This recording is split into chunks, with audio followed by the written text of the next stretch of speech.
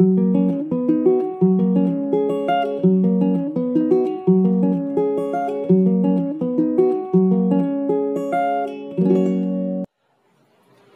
Friends, मेरे YouTube channel learn English with Mangilal में आप सबका स्वागत है।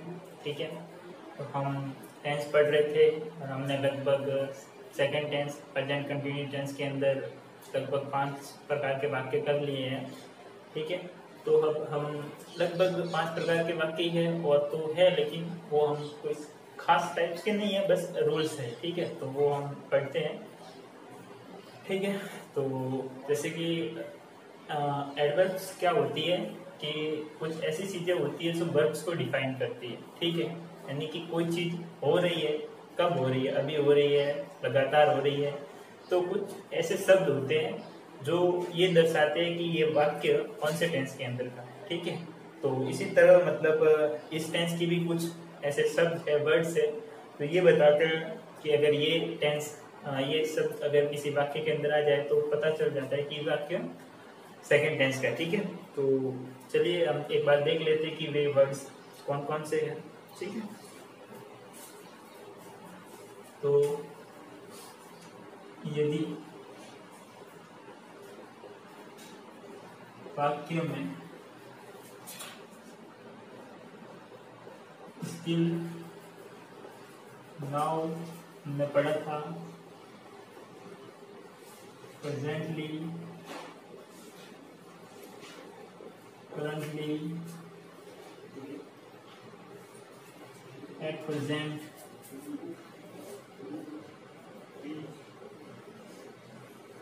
at current,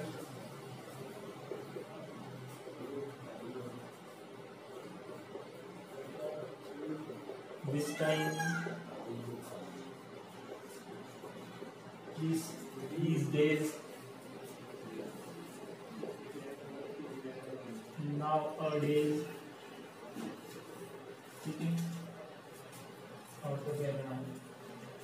हाँ, ठीक है, तो अगर ये जो शब्द है, ठीक है, ये शब्द अगर वाक्य के अंदर आए तो हमें पता चल जाता है कि वाक्य सेकंड टेंस का है। ठीक है,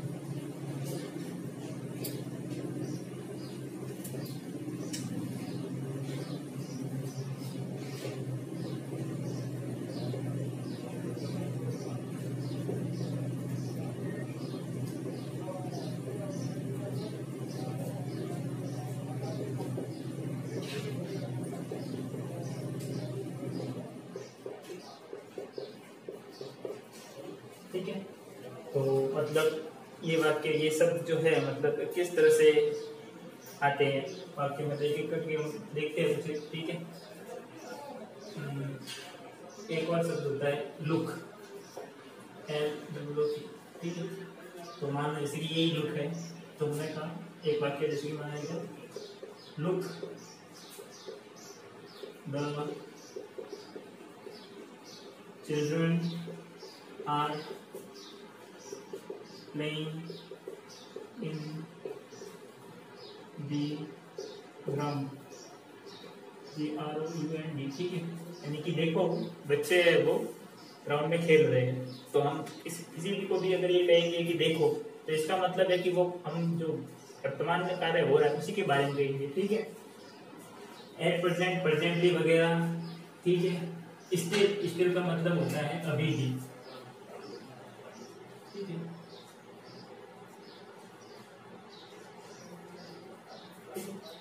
तो स्टिल का मतलब अभी भी। अगर मान लो ये कहे कि वह अभी भी सेल्समैन की जॉब कर रहा है। ठीक है, तो जैसे कि वाक्य होगा he is still doing his job, यानी कि वह अभी भी अपनी जॉब कर रहा है। ठीक है, प्रेजेंटली, करंटली ये हमने पढ़ा था। ठीक है, दिस टाइम यानी कि इस समय वो क्या कर रहा है, मान लो कि this time he is playing football. ठीक है, this time he is playing football, तो इस टाइम वो फुटबॉल खेल रहा है। ठीक है, तो इसमें भी ये सेकंड टेंस आ जाएगा। फिर आएगा these days यानी कि इन दिनों, ठीक है। तो मतलब ये अगर पूछ लिया जाए कि इन दिनों वह क्या कर रहा है, ठीक है, तो कुछ भी कह सकते हैं कि इन दिनों वह मतलब हो सकता है ट्रैवल कर रहा है, घूमने जा रहा है, इन दिनों बिजनेस कर रहा है, ठीक है। और नाउ अ डेज का मतलब होता है आजकल। हम पूछते रहते हैं ना कि आजकल क्या कर रहा है, ठीक है। तो जैसे कि यही एक कहते देते हैं now a days Ram is writing a novel, ठीक है, यानी कि इन दिनों राम एक उपन्यास लिख रहा है, ठीक है। तो ये जो शब्द है, ये शब्द ये दर्शाते हैं कि कार्य अभी भी चल रहा है, ठीक है। इसलिए इन शब्दों अगर शब्द आ जाते हैं तो वाक्य को सेकंड टेंस में लिखा जाता है। और सिंपल सी बात है, ये सेंस भी आ जाता है कि ये कार्य अभी भी हो रहा है, ठीक है। तो मैं साइड में हो जाता हूँ, आप लिख लीजिए।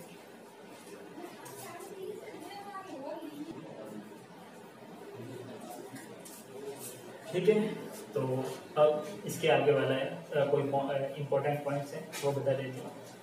हम जानते हैं कि जो सेकंड टेंस है यानी कि प्रेजेंट कंटिन्यू टेंस, इसके अंदर वर्ब की फोर्थ फॉर्म उपयोग होती है, ठीक है। लेकिन कुछ वर्ब्स ऐसी होती है जिनका फोर्थ फॉर्म में हम उपयोग नहीं करते हैं, ठीक है। तो अगर कि फिर मान लो कि कोई ऐसी वर्ब्स है, ठीक है, और आ गई कि अब वाक्य लिखा हुआ है, ठीक है, रहा रही है या कुछ भी लिखा हुआ है और इसके अनुसार वर्ब की फोर्थ फॉर्म ही उपयोग करनी पड़ेगी, तो क्या करेंगे?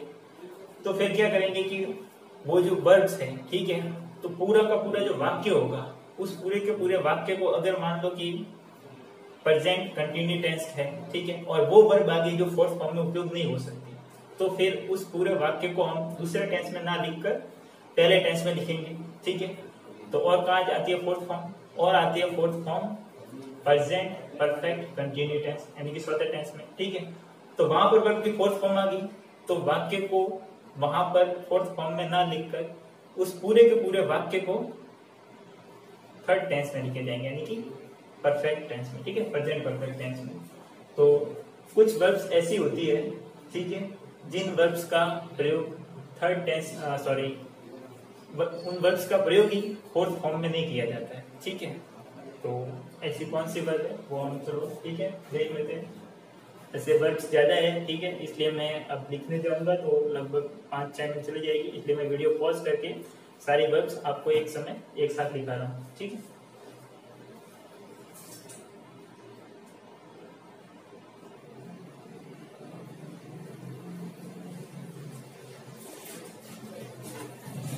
ठीक है, तो ये वो वर्ब्स है जो जनरली इन वर्ब्स का फोर्थ फॉर्म में उपयोग नहीं करते, ठीक है।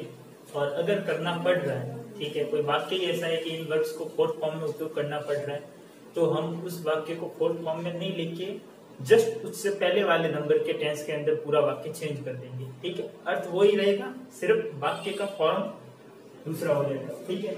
जैसे कि देखो परसेप्शन यानी कि जो अनुभूति वाले जो क्रियाएं होती है, जैसे कि SW यानी कि देखना, ठीक है। जैसे कि एक वाक्य है, मैं एक सांप देख रहा हूं, ठीक है। हिंदी में अगर लिखे कि मैं एक सांप देख रहा हूं, ठीक है। तो इंग्लिश में अगर लिखने जाए तो क्या होगा? I am seeing a snake, ठीक है। लेकिन अभी हमने पढ़ा कि जो सी वर्ब है इसका फोर्थ फॉर्म में उपयोग नहीं करते, तो फिर हम इस वाक्य को कैसे लिखेंगे, ठीक है। तो इस वाक्य को हम सेकंड टेंस के अंदर ना लिखकर इस वाक्य को ही फर्स्ट टेंस के अंदर लिखेंगे, ठीक है। यानी कि इस वाक्य को कैसे लिखेंगे? आई सी अ स्नेक, ठीक है। अगर ऐसा लिखा कि I am seeing a snake, ठीक है, SWING करके आपने ऐसे लिख लिया तो वो वाक्य गलत माना जाएगा, ठीक है। हियर का मतलब होता है सुनना, ठीक है। सी यानी कि देखना, हियर यानी कि सुनना, ठीक है।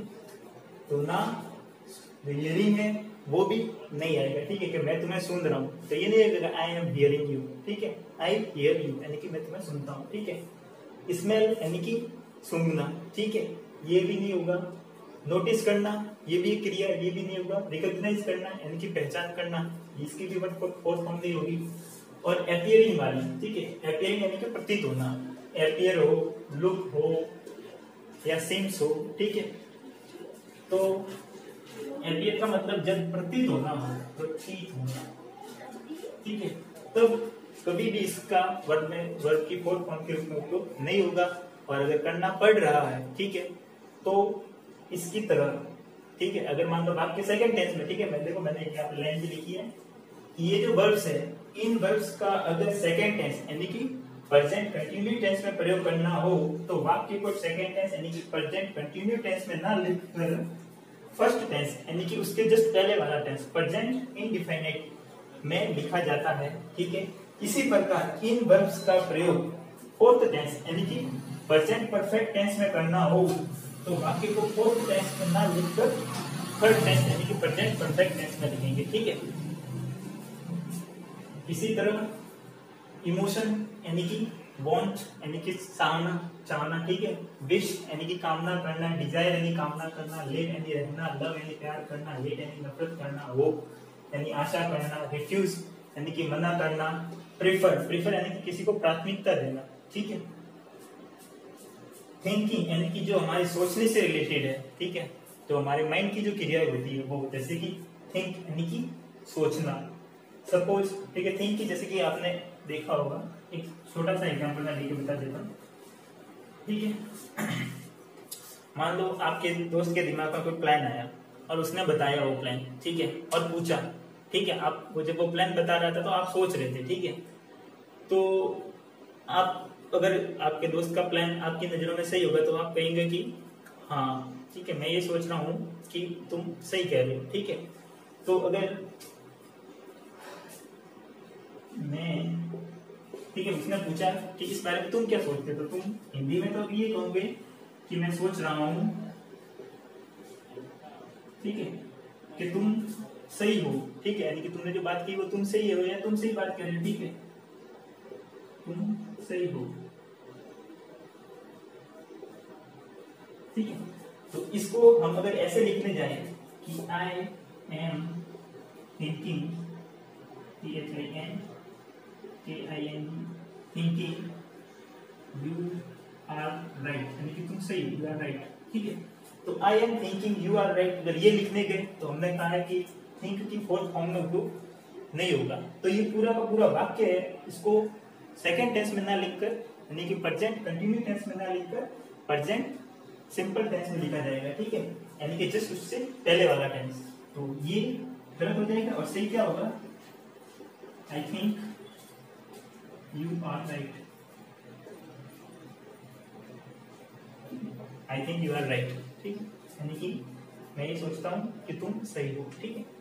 तो इसी तरह सपोज यानी कि मान लेना, बिलीव यानी मान लेना, एग्री करना, कंसीडर करना यानी विचार करना, ट्रस्ट करना, भरोसा करना, रिमेम्बर करना, कोई चीज याद करना, फॉरगेट यानी भूल जाना, नो यानी कि जानना, अंडरस्टैंड यानी कि समझना, इमेजिन यानी कल्पना करना, ब्रेन यानी अर्थ निकालना, माइंड यानी कि उसकी बात को दिमाग में लेना, वो कहते हैं ना नेवर माइंड, ठीक है, यानी कि दिमाग में तो चिंता मत करो, ठीक है।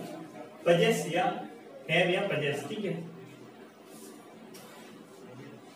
यानी कि कोई चीज आपकी है और ऐसे वर्ड जो ये बताता है कि ये चीज मेरी है, तो उस चीज के आगे फोर्थ फॉर्म नहीं लगेगी उस वर्ड के आगे, ठीक है, ऐसी वर्ड के आगे, यानी कि OWN। तो कभी भी कोई भी वाक्य में जिसमें कोई नहीं आएगा, OWNI नहीं आएगा, ठीक है। अगर ऐसा आता है तो वाक्य गलत हो जाएगा। और टेंस में क्या कहते हैं उसको, एरर में कई बार लिखा हुआ आता है और हमें पता नहीं होता तो गलत हो जाता है, ठीक है। पजेस का मतलब ये होता है कि किसी चीज के ऊपर पजेशन रखना, यानी कि अधिकार रखना, आधिपत्य रखना, कि ये चीज मेरी है, मेरा अधिकार है। बिलोंग्स टू, ठीक है, बिलोंग टू का मतलब है कि ये चीज मेरी नहीं है, इस चीज का संबंध किसका है, उसका है। मान लो कि कई कार खड़ी है, ठीक है, तो ये कार किसकी है पूछे तो कि ये कार उसकी है, तो this car belongs to him, ठीक है, मतलब ये कार उससे संबंध रखती है, ठीक है। कंटेन यानी कि धारण करना, किसी चीज के अंदर क्या चीज है, ठीक है। मान लो कि बॉक्स है, इस बॉक्स के अंदर क्या है, मान लो इस बॉक्स के अंदर 10 बुक्स है, ठीक है, तो क्या होगा, दिस बॉक्स कंटेन 10 बुक्स, ठीक है। यानी कि इस बॉक्स के अंदर 10 पुस्तकें हैं। कंसिस्ट ऑफ का मतलब होता है से मिलकर बना होता है, ठीक है। तो मान लो ये चीज किससे मिलकर बनी हुई है, तो हम ये कहेंगे कि that things is made consist of that, ठीक है। और बी वर्ब, ये तो हमने पढ़ा है, आपको बताया ही था, बी वर्ब, ठीक है। पिछले पढ़ते आया होना, इज आ रहे हैं, बोल बी और बी, ठीक है। तो ये वो वर्ब्स है जिनका जनरली वर्ब की फोर्थ फॉर्म में हम उपयोग नहीं करते हैं, ठीक है। और कुछ केसेस में करते हैं, तो वो कैसे करेंगे वो भी मैं अभी आपको साथ ही साथ में बता देता हूँ। तब तक आप ये वाली वर्ब्स हैं इनको अच्छे से उतार लीजिए, ठीक है। मैं साइड में हो जाता हूँ।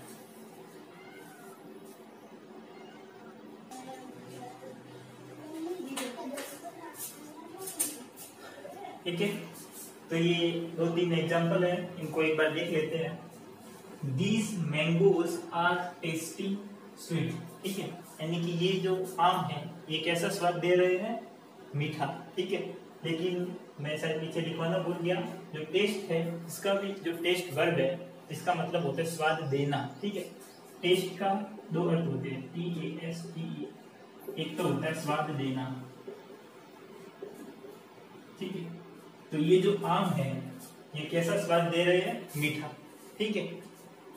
तो जब इसका अर्थ स्वाद देने के अर्थ में हो तब इसका अर्थ फोर्थ फॉर्म में उपयोग नहीं होगा। लेकिन अगर जब इसका अर्थ होता है छकना, ठीक है, हम टेस्ट करते हैं ना, छककर, ठीक है, ऐसे करते वो, तो तब इसका फोर्थ फॉर्म में उपयोग हो सकता है। लेकिन जब इसका अर्थ होता है स्वाद देना, ठीक है, कि कोई चीज का स्वाद कैसा आ रहा है, तब हम इसका फोर्थ फॉर्म में उपयोग नहीं कर सकते। जैसे कि These mangoes are tasting sweet, तो टेस्टिंग हम नहीं कर सकते क्योंकि यहाँ पर इसका अर्थ निकल रहा है स्वाद देना, ठीक है। और तो हम लिखेंगे कैसे, ये दूसरे टेंस में वाक्य है, ठीक है। और टेस्टिंग का वर्ब भी फोर्थ फॉर्म में उपयोग नहीं हो सकता, इसलिए ये वाक्य गलत है। सही क्या होगा, इस वाक्य को सेकंड टेंस में ना लिखकर फर्स्ट टेंस के अंदर लिखा गया These mangoes taste sweet, यानी कि इस मैंगो का स्वाद कैसा है, मीठा है। She is seeming sad, ठीक है। Seems का मतलब होता है प्रतीत होना या जान पड़ना, तो वो कैसी जान पड़ रही है, उदास। तो लेकिन हमने पढ़ा था, ठीक है, कि सीम की फोर्थ फॉर्म में जनरली यूज नहीं होता, यानी कि सेकंड टेंस में, ठीक है। तो सेकंड टेंस में वर्ब की फोर्थ फॉर्म में सीम का प्रयोग नहीं होता, सीमी, तो ये गलत होगा। और ये जो फर्स्ट टेंस के अंदर ये वाक्य लिखा गया ये सही, यानी कि वह कैसी जान पड़ती है या कैसी प्रतीत होती है, उदास, ठीक है। I am having a laptop, ठीक है, यानी कि मेरे पास लैपटॉप है तो मतलब अभी भी है। लेकिन फिर भी जब हैव का 2 अर्थ होते हैं, ठीक है। एक तो हैव का अर्थ होता है, ठीक है, रखना, ठीक है, कि मेरे पास एक लैपटॉप है मतलब मैं एक लैपटॉप रखता हूँ। अगर मैं ये कहता हूँ कि मेरे पास एक कार है मतलब मैं एक कार रखता हूँ, ठीक है। तो किसी के पास कोई भी चीज है मतलब उस पर उसका अधिकार है, तो इसका एक अर्थ तो हैव का अर्थ होता है रखना, और एक हैव का अर्थ होता है खाना, मतलब भोजन ग्रहण करना, ठीक है, ग्रहण करना, कोई भी खाद्य या पेय पदार्थ, ठीक है। तो हैव का एक अर्थ होता है ईट, यानी कि ग्रहण करना, ठीक है। तो जब हैव का अर्थ रखना होगा कि मेरे पास ये चीज है, जैसे कि ये मार्कर मेरे पास है तो आई हैव अ मार्कर, ठीक है।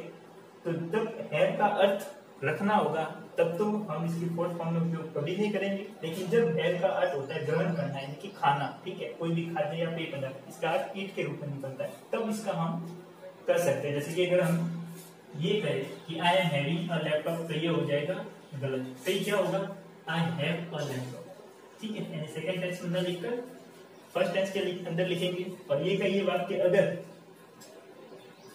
चौथे टेंस के अंदर होते तो इसको चौथे टेंस के अंदर ना लिखकर तीसरे टेंस के अंदर कन्वर्ट करते, ठीक है। तो ये जो वर्ब्स की फोर्थ फॉर्म है, ठीक है, अगर मान लो कि ये फोर्थ फॉर्म जैसे कि मैंने बताया कि अगर सेकंड टेंस के अंदर लिखना पड़ रहा है तो हम इसको चेंज करके बाकी को फर्स्ट टेंस के अंदर लिखेंगे। और मैंने बताया कि फोर्थ टेंस के अंदर आ गया तो हम लिखेंगे थर्ड टेंस के अंदर, ठीक है। लेकिन अगर मान लो आ गया कि छठा टेंस, तो जो भी इसके पहले वाला यानी कि पांचवा टेंस में लिखेंगे। अगर 8वें टेंस में आ गया तो हम उस वाक्य को चेंज करके 7वें टेंस में लिखेंगे। अगर 10वें टेंस में आ गया तो हम चेंज करके उसको 9वें टेंस में लिख लेंगे। अगर 12वें टेंस के अंदर आ गया तो हम उसको चेंज करके 11वें टेंस के अंदर लिख लेंगे। यानी कि जो वर्ब की फोर्थ फॉर्म नहीं उपयोग में होती, ठीक है, ऐसी वर्ब जिनका फोर्थ फॉर्म में हम जनरली उपयोग नहीं करते और उनको लिखना पड़ रहा है, तो पूरा का पूरा वो वाक्य होगा उसको जस्ट उसके अगले वाले, उससे पहले आने वाले टेंस, ठीक है। यानी कि अगर सेकंड टेंस में लिखना पड़ रहा है तो उसको सेकंड टेंस में ना लिखकर फर्स्ट टेंस के अंदर लिखेंगे, फोर्थ का होगा तो थर्ड में, एट्थ का होगा तो सेवंथ में, ठीक है। यानी कि जस्ट पहले वाले, तभी मैं ये नंबरिंग सिस्टम पढ़ा रहा था ताकि नंबर के हिसाब से रूल्स को समझना थोड़ा आसान हो जाता है, ठीक है। तो जैसे कि जब हैव का अर्थ, ठीक है, जब हैव का अर्थ ग्रहण करना यानी कि ईट, यानी कि कोई भी खाना होगा, जैसे कि आई एम हैविंग लंच, ठीक है, या डिनर या कुछ भी, ठीक है। तो मतलब मैं लंच कर रहा हूँ, यानी कि मैं लंच ग्रहण कर रहा हूँ। तो कोई भी खाद्य पदार्थ है, पेय पदार्थ है, कोई भी खाना, ठीक है, इसको हैव के रूप में, जब हैव का अर्थ ग्रहण करना यानी कि खाना होगा, ठीक है, तब तो हम वर्ब की फोर्थ फॉर्म के रूप में उपयोग करेंगे। लेकिन जब हैव का अर्थ होता है मेरे पास ये चीज है, रखना, यानी कि मैं ये चीज रखता हूँ, मेरे पास एक मार्कर है, मतलब मैं एक मार्कर रखता हूँ, ठीक है, यानी कि कोई भी चीज होना अपने अधिकार में, तो हम हैविंग का हैव का फोर्थ फॉर्म में उपयोग नहीं करेंगे, वरना हम करेंगे, ठीक है। तो ये आप उतार लो, ठीक है। जैसे कि एक वाक्य मैंने लिखा, ठीक है, मान लो कि आप अपने दोस्त को बहुत लंबे समय से जानते हो, ठीक है, जानते हो, और जानना एक क्रिया है, इसका मतलब होता है नो, KNOW, ठीक है।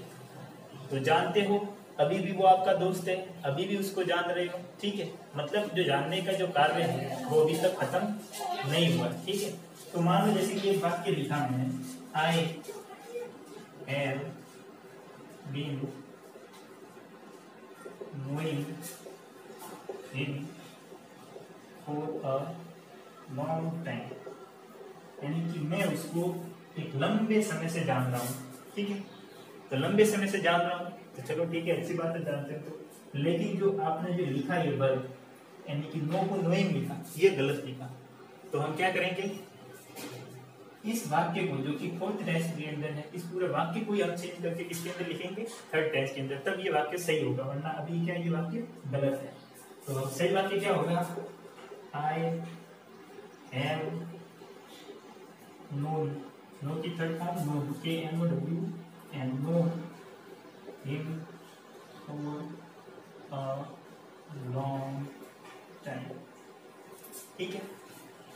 तो मैंने कहा था कि अगर चौथे टेंस के अंदर आगे वर्ब्स, तो उसको उसके जस्ट पहले वाले यानी कि तीसरे टेंस के अंदर उस वाक्य को कन्वर्ट कर दिया जाएगा, ठीक है। और अगर जैसे कि एक वाक्य हो गया, he had been ill since Monday, he has been ill since Monday, यानी कि वह मंडे से बीमार है, ठीक है। बीन यानी कि ये जो बी वर्ब है इसकी फोर्थ फॉर्म लिखी है बीइंग, ठीक है, बीइंग यानी कि होना, और क्या है वो बीमार है।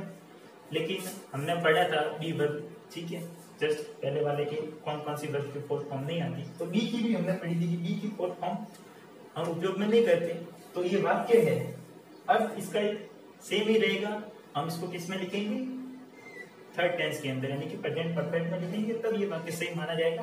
अब ये वाक्य क्या है, गलत है, ठीक है। तो सही वाक्य क्या होगा, he had been ill, ठीक है, ये है तीसरे टेंस की हेल्पिंग वर्ब है, और बी ये वर्ब है, बीइंग का ये होगा, ठीक है, ill since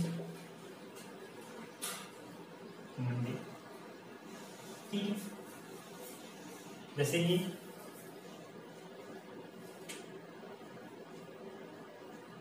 हाँ, ठीक है, तो इसके अंदर भी फोर्थ फॉर्म होगा, तो फोर्थ फॉर्म का हम यूज नहीं कर सकते बी का, तो हम फोर्थ टेंस में ना लिखकर इस वाक्य को थर्ड टेंस के अंदर लिखेंगे। इसी तरह मान लो कि हो गया, मान लो आपका दोस्त है, ठीक है, राम, जिसका नाम है मान लो राम, उसको आपने कई महीने से नहीं देखा, ठीक है, तो कई महीने से नहीं देखा, तो ये भी नहीं देखना भी तो एक क्रिया है, देखना क्रिया है, तो नहीं लग गया, ठीक है। तो जैसे कि ये वाक्य है, I have been not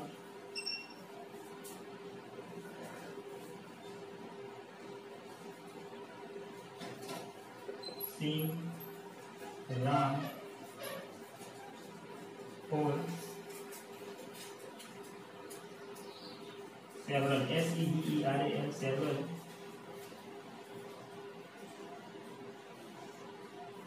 months. ठीक है, यानी कि मैं राम को कई महीनों से नहीं देख रहा हूँ। नहीं देख रहा हूँ मतलब नहीं देखा है। ठीक है, अभी भी नहीं देख रहा हूँ, अभी भी नहीं देखा हूँ।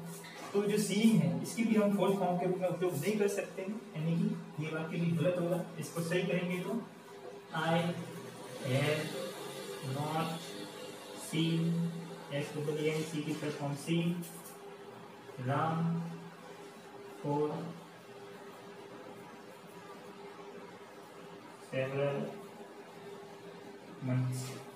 ठीक है, तो अब आपको लगभग ये सेकंड टेस्ट जो था कि मैंने बताया था कि ये थोड़ा लंबा जाएगा क्योंकि इसमें सीखने वाली बात बहुत सारी थी और हमने लगभग सभी बातें सीख ली है। तो इस सब चीजों से एक चीज आपको और सीखने को मिलेगी। हो सकता है आपको पता है, लेकिन बहुत से लोगों को सिर्फ इतना ही पता होता है कि जो सिंस 4 है, ठीक है, जो टाइम से पहले लगने वाले जो है सिंस 4, वो सिर्फ आपने present perfect continue, past perfect continue और फ्यूचर परफेक्ट कंटिन्यू, यानी कि 4 के नंबर के अंदर पाड़े के अंदर आने वाले टेंस, फोर्थ टेंस 8 नंबर और 12 नंबर। ठीक है, तो उसके अंदर ही आपने सिंस और 4 का प्रयोग देखा होगा। लेकिन सिंस और 4 का प्रयोग सिर्फ चौथे, 8वें और 12वें टेंस के अंदर ही नहीं होता, उसका प्रयोग तीसरे टेंस के अंदर भी होता है। अगर मान लो ये वाक्य 8वें टेंस के अंदर होता तो हम इसको 8वें टेंस के अंदर ना लिखकर किसके अंदर लिखते, 7वें टेंस के अंदर। और ये वाक्य अगर 12वें टेंस के अंदर होता तो हम इस वाक्य को 12वें टेंस के अंदर ना लिखकर उसको 11वें टेंस के अंदर लिखते। ठीक है, तो सिंस और 4 जो कि आप बचपन से, हो सकता है किसी ने बताया हो तो अच्छी बात है, लेकिन बहुत से लोग यही सोचते हैं कि जो सिंस 4 है सिर्फ वो चौथे, 8वें और 12वें टेंस, ठीक है, यानी कि present perfect continue, past perfect continue और फ्यूचर परफेक्ट कंटिन्यू में ही होता है। ठीक है, ऐसा सोचते होंगे या उनको इतना ही पता होगा, लेकिन ये सच नहीं है। सिंस 4 जो ये है, जो टाइम से पहले लगने वाले वर्ड है, इनका उपयोग तीसरे, 7वें और 11वें टेंस के अंदर भी होता है। ठीक है, यानी कि प्रेजेंट परफेक्ट, फ्यूचर परफेक्ट और पास्ट परफेक्ट, ठीक है, इन टेंस के अंदर भी होता है। लेकिन होता कब है, जब ऐसी वर्ब्स जो चौथे, 8वें और 12वें टेंस के अंदर आ जाए, जिनका फोर्थ फॉर्म में उपयोग नहीं होता, तो जब उनके लिए वाक्य को कन्वर्ट करके उनसे जस्ट आगे वाले टेंस यानी कि तीसरे, 7वें और 11वें टेंस में जब उनको लिखेंगे, तब उनके साथ सिंस 4 का उपयोग करेंगे। ठीक है, तो कुल मिला के बात यह है कि सिंस 4 का जो प्रयोग है, ठीक है, वो सिर्फ चौथे, 8वें, 12वें टेंस में ना होकर तीसरे, 7वें और 11वें टेंस में भी होता है। ठीक है, तो ये जो वर्ब्स थे जिसके अंदर मैंने बताया कि कब किसका क्या अर्थ निकलता है, तब वर्ब की फोर्थ फॉर्म उपयोग होगी और कौन से अर्थ में फोर्थ फॉर्म उपयोग नहीं होगी, जैसे कि ये था, ये था। ठीक है, तो अब मैं साइड में हो जाता हूँ और अपना जो सेकंड टेंस है, ठीक है, वो समाप्त होता है।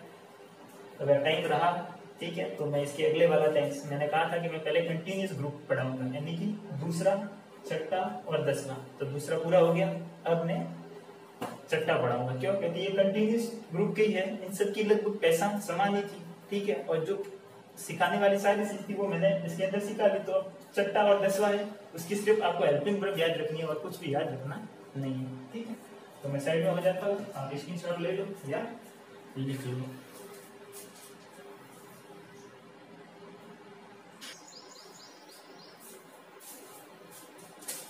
ठीक है, तो हमारा सेकंड टेंस पूरा हो गया। अब टाइम थोड़ा ही है, लेकिन फिर भी अब जल्दी जल्दी हम टेंस कवर करेंगे, क्योंकि जो इम्पोर्टेंट चीज थी वो हमने सीख ली है और कोई खास चीज बची नहीं। तो प्रेजेंट कंटिन्यू टेंस हो गया, अब आएगा past continue tense. Past continue tense का नंबर होता है 6, छठा टेंस। क्या नाम है? Past continuous tense. और मैंने बताया था कि मैं प्रत्येक टेंस के इंट्रोडक्शन में 7 पॉइंट लिखूंगा, और वो पॉइंट कौन कौन से? पहला पॉइंट पहचान, इसकी आइडेंटिटी क्या है। ठीक है, तो दूसरे टेंस की पहचान की रहा है, रही है, रहे हैं, तो ये भूतकाल का है, तो इसकी पहचान होगी रहा था, रही थी, रहे थे। ठीक है, दूसरा, इस टेंस के अंदर हेल्पिंग वर्ब कौन सी आएगी? तो इस टेंस की हेल्पिंग वर्ब आएगी वॉज और वर। ठीक है, वॉज आएगा सिंगुलर के लिए यानी कि एक वचन, और प्लूरल यानी कि बहुवचन के लिए आएगा वर। लेकिन हमेशा एक बात ध्यान रखना, जो वर है, इस जो यू है, ठीक है, वो हमेशा ही प्लूरल माना जाएगा, ठीक है। अब प्लूरल क्यों माना जाता है इसका भी मैं आपको बता देता हूँ, ठीक है। इसको हमेशा प्लूरल ही क्यों मानते हैं, एक तो ये मान लो कि मैंने एक शब्द बोला, एक वाक्य बोला, तुम जाओ, ठीक है, मैंने एक वाक्य बोला तुम जाओ, तो तुम जाओ, इसके अंदर अब इससे क्या पता चलता है कि मैंने कितने लोगों को कहा है कि तुम जाओ, ठीक है। हो सकता है मैंने अकेला लड़का होगा या अकेला व्यक्ति होगा, उसको भी जाने के लिए कहा होगा, तो भी मैं कहूंगा कि तुम जाओ। और अगर 10 जने होंगे तो भी मैं उनके लिए कहूंगा कि तुम जाओ, ठीक है। तो तुम शब्द है, ये आइडेंटिटी फिक्स नहीं है कि ये एक वचन है या बहुवचन है, ठीक है, इसलिए इसको बहुवचन ही मान लेते हैं, ठीक है, कि तुम किसके लिए प्रयुक्त हो रहा है, अकेले के लिए या बहुत जनों के लिए, तो इसको बहुत जनों के लिए मान देता है, ठीक है। और एक हम जानते हैं कि आदर देने के लिए, ठीक है, मतलब किसी को तुम कहो तो अच्छा नहीं लगता, आप कहो, ठीक है, तो उसको अच्छा लगता है, तो बहुवचन के लिए बड़े आदमी उसके लिए भी यू का उपयोग होता है, ठीक है। थर्ड पॉइंट वर्ब, और ये सम संख्या वाला टेंस है, इसलिए वर्ब की फोर्थ फॉर्म ही होगी। सभी कंटीन्यूअस टेंस के अंदर भले वो डायरेक्ट कंटिन्यू हो या परफेक्ट कंटिन्यू, सबके अंदर वर्ब की फोर्थ फॉर्म। फिर आता है स्ट्रक्चर, फर्स्ट स्ट्रक्चर एफर्मेटिव, ठीक है। तो मान लो कि एक वाक्य है, सीता पत्र लिख रही थी। आपको अगर ये वाक्य अच्छा नहीं लगे तो खुद के हिसाब से कोई भी नया बना सकते हो, ठीक है। तो किसी भी वाक्य का एफर्मेटिव का स्ट्रक्चर क्या होता है, सब्जेक्ट, हेल्पिंग वर्ब, वर्ब और ऑब्जेक्ट। तो इसका सब्जेक्ट है सीता, लिखेंगे सीता, एक वचन है तो बहुत जाएगा। देखो जो हमने सेकंड टेंस पढ़ा था उसके अंदर जो आई था, ठीक है, वो ना तो एक वचन था न ही बहुवचन था, ठीक है। लेकिन जैसे छठा टेंस है, इसके अंदर जो आई होगा वो हमेशा सिंगुलर होगा, ठीक है। हर टेंस के अंदर आई की पोजीशन बदलती रहेगी, और कैसे बदलेगी वो मैं वापस बताता हूँ, ठीक है। Sita was writing a letter, ठीक है। इसी का अगर मान लो हमें बनाना है नेगेटिव, तो हमने नियम पढ़ा था, ठीक है। इसका अगर हिंदी में लिखोगे तो सीता पत्र नहीं लिख रही थी, लिखना है तो खुद लिख लो, मैं नहीं लिखूंगा। तो इसका स्ट्रक्चर क्या होगा, नेगेटिव बनाने के लिए हेल्पिंग वर्ब होती है, उसके बाद में नॉट लगा दो, वाक्य नेगेटिव बन जाएगा, ठीक है। तो स्ट्रक्चर क्या होगा, subject plus helping verb plus not plus verb की जो भी वर्ब टेंस के अंदर लगती होगी वो प्लस ऑब्जेक्ट, ठीक है। तो इसके अंदर क्या होगा, Sita was not writing a letter,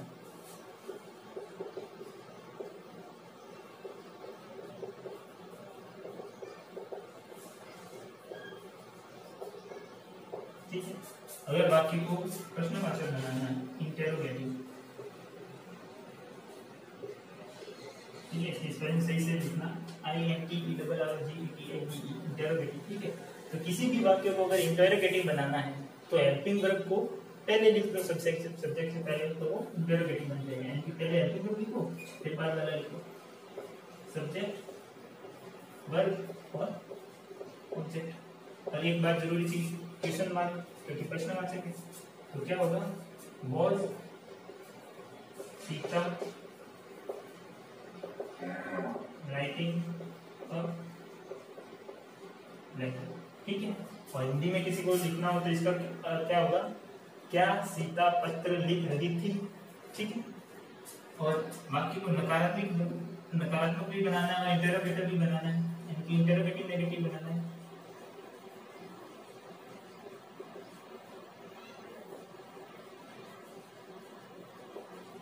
ठीक है। तो पहले तो वाक्य को इंटेरोगेटिव बनाओ, इंटेरोगेटिव बनाने के लिए क्या करेंगे, हेल्पिंग वर्ब को पहले लिखेंगे सब्जेक्ट से, ये बन गया इंटेरोगेटिव, ठीक है। और नेगेटिव बनाना है तो नॉट भी लिखेंगे, और फिर वर्ब और ऑब्जेक्ट को और किचन नॉट। ये तो स्ट्रक्चर होता ही है। मैंने एक और स्ट्रक्चर बताया था कि नॉट जो होता है वो हेल्पिंग वर्ब के बाद में आता है, ठीक है। तो यहाँ पे हमने अलग से लिखा है, अगर साथ में भी लिखना चाहे तो लिख सकते हैं, इसको इसके पीछे लगा लेंगे।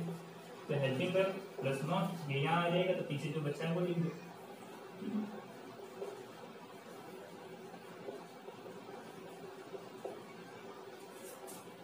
वर्तमान में जो हम पढ़ रहे हैं, ज्यादातर जो भी पढ़े हो रही है, स्पीकिंग वगैरह जो भी हो रहा है, उसमें जो ये वाला स्ट्रक्चर है ये सिर्फ 30% यूज हो रहा है, ये वाला स्ट्रक्चर 70% यूज हो रहा है। इसलिए ज्यादातर कोशिश करो कि इस स्ट्रक्चर को ही फॉलो करो, ठीक है। जो ज्यादा यूज में होता है वो याद करोगे तो ज्यादा सही रहेगा, ठीक है। और ये भी हमने पढ़ा था कि जब ये आए हेल्पिंग वर्ब और नॉट, और अगर इसका कॉन्ट्रास्ट फॉर्म यानी संक्षिप्त रूप मैंने जो दिखाया था, ठीक है, अगर वॉज नॉट है तो इसका कॉन्ट्रास्ट फॉर्म क्या होगा, wasn't, वर नॉट, और इसका क्या होगा, weren't। और ये कॉन्ट्रास्ट फॉर्म अगर यहाँ पे बन रहा है और आपने नहीं लिखा तो वाक्य 100% गलत माना जाएगा। तो इसका अगर इस स्ट्रक्चर से हम लिखेंगे, ठीक है, दोनों ही सही है, लेकिन ये आजकल ज्यादा चल रहा है और सभी इसका उपयोग कर रहे हैं, ये बहुत कम यूज करते हैं लोग। तो इसके हिसाब से अगर इस वाक्य को लिखेंगे, ठीक है, पहले अगर हिंदी में कोई लिखना चाहता है तो मैं बोल देता हूँ, क्या सीता पत्र नहीं लिख रही थी, ठीक है।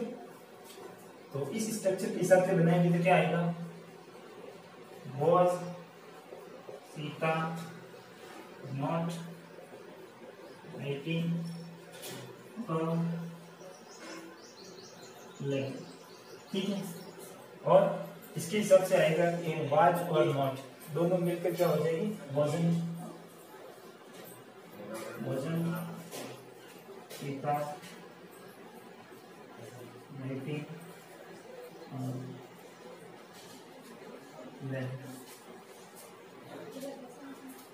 ठीक है। तो ये अपना छठा टेंस भी पूरा हो गया।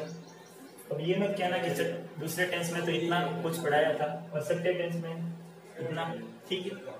तो जो कुछ भी था वो मैंने, अगर इसका जो मैंने पढ़ाए थे गोइंग टू में तो बी वर्ब पढ़ाया था, तो इजारम भी वाले पढ़ाए थे वाक्य, वॉज वर्ब वाले भी पढ़ाए थे, ठीक है। तो उस टेंस में इसका भी मैंने जितना भी होता था वो मैंने सेकंड टेंस के अंदर भी पढ़ा लिया है। तो आपको ऐसा मत सोचना कि इस टेंस के अंदर था तो पढ़ाया ही नहीं, ठीक है। सब कुछ जो आता था वो मैंने सेकंड टेंस के अंदर साथ में पढ़ाया, ताकि दो बार मेहनत नहीं करनी पड़े फालतू में। आपका भी तो डेटा जाता है वीडियो देखने में, टाइम पे जाता है, मेरा भी तो जाता है पढ़ाने, ठीक है। तो ये है और इतना ही है, ठीक है। और ये जो 7 टेंस जो पॉइंट है वो प्रत्येक टेंस के अंदर लिखना ही है, क्योंकि ये बेसिक्स होता है, ठीक है। क्योंकि मान लो कि आपको आता है, लेकिन बहुत से बच्चे होंगे जो बेसिक से पढ़ना चाहते हैं, तो वो भी तो चाहेंगे कि इस टेंस का एक बार तो बेसिक बताओ। और हमें सबको साथ में लेकर चलना है कि भले जिसको कुछ नहीं आता हो और भले जिसको बहुत कुछ आता हो उसको भी, ठीक है। तो थैंक यू जुड़े रहने के लिए, पढ़ने के लिए, और इतना ही कहूँगा कि पूरे मेहनत से आप पढ़ाई करना, ठीक है। अगले वाले वीडियो में शायद लगभग 16 से 20 मिनट तक के जो ड्यूरेशन है, ठीक है, जैसे इससे पहले वाला जो वीडियो आपने देखा हुआ है, ठीक है, उसके अंदर थोड़ी सी जो प्रॉब्लम आ रही थी आवाज़ की, ठीक है, मैंने नोटिस किया था, लेकिन इतनी मेरे पास टाइम था नहीं कि मैं दोबारा उसको शूट कर सकूँ। तो उसके लिए आपसे क्षमा चाहता हूँ, क्योंकि वो थोड़ी सी टेक्निकल प्रॉब्लम हो गई थी, पता नहीं क्या वायरिंग के अंदर, ठीक है। तो मैं यही कहूँगा, बस मेरे साथ जुड़े रहिए और मेहनत से पढ़ते रहिए, ठीक है। हम फिर मिलेंगे अपने नेक्स्ट वीडियो के अंदर, तब तक के लिए थैंक यू, ठीक है, ओके, बाय। जय श्री कृष्णा, जय श्री राम, सबको प्रणाम, थैंक यू।